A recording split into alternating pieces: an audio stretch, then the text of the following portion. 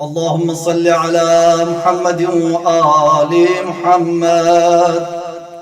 يا علي يا عظيم يا غفور يا رحيم، أنت الرب العظيم الذي ليس كمثله شيء، وهو السميع البصير.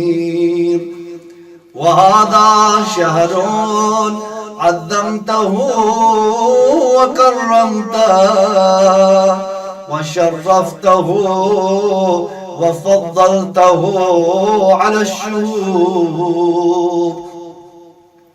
وهو الشهر الذي فرضت صيامه عليه، وهو شهر رمضان الذي أنزلت فيه القرآن هدى للناس وبينات من الهدى والفرقان، وجعلت فيه ليلة القدر وجعلتها خيرا من 1000 شهر.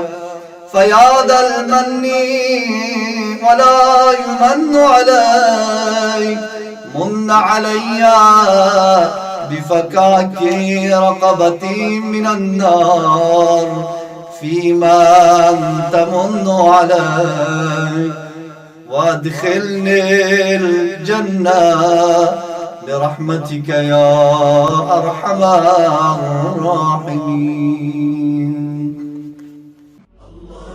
اللهم صل وسلم وزد وبارك